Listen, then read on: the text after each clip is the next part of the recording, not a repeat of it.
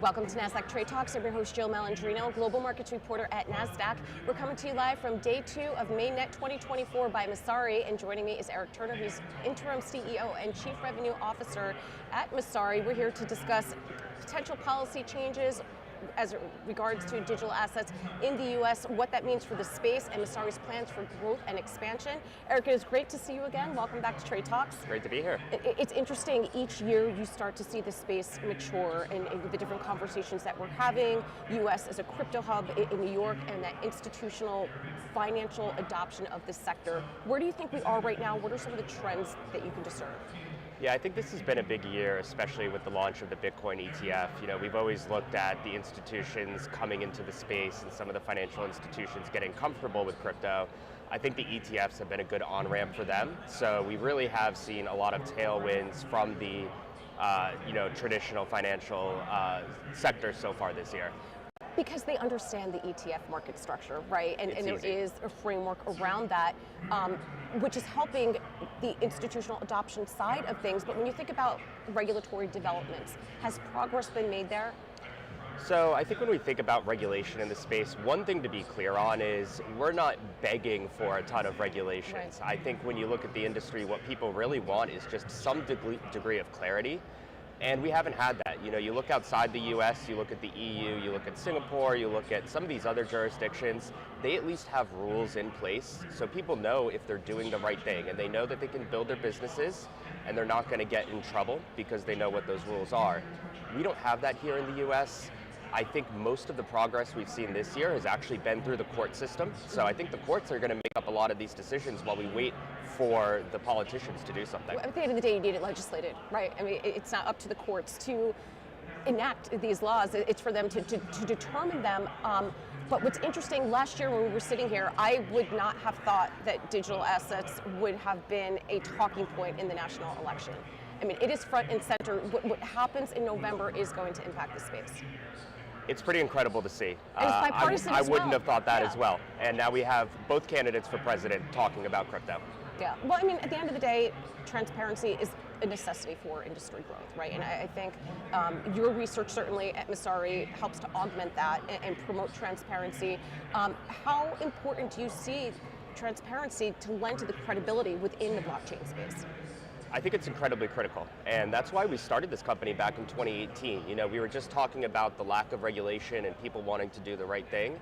And even here in the US and some places that might not have regulatory frameworks, we believe that the best way for the industry to move forward is to have investor education. Let people know what they're interacting with. If they're buying crypto assets, let them know what they're buying. So for Messari, that's our big focus really for the end of this year and especially into next year, is working on those transparency tools and things that are going to help educate investors wherever they are in the world. Well, not even that, but it's research-based data sets. The data is improving. It's becoming more structured. It's more quality data. But I do want to ask you about Messari Copilot.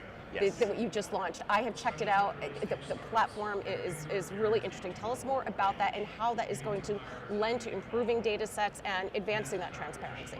Yeah, so Copilot was just released. It is our in-house built AI assistant to help people understand our data. So what I think our focus has always been is providing a lot of data, but providing context on top of it. You mentioned the research and some of the things we do with our data sets. That's always been what I think is Messari's sweet spot and what we do really well. Copilot is just the next level of that. So Copilot will pull from all of our data sets. We have about 30 terabytes of data in our data warehouse, and it will provide answers and context for everything that's happening in crypto. The cool thing about it is it's up to date within 15 minutes. Wow. So if something happens and you see it on Twitter or wherever it is, you can go and Copilot will give you an answer of what's happening, be it about an asset or something that's happening in the industry. So you could ask some questions, how has ETH performed over the past 5 years relative to Bitcoin, and it'll spit all of that It will out. actually do the math for you on a lot of this stuff too. It'll give you calculations, it'll pull from our data sets, and it'll give you everything in a nice, easy to digest summary or table. So what's next for Messari? Tell me about your plans for growth and expansion.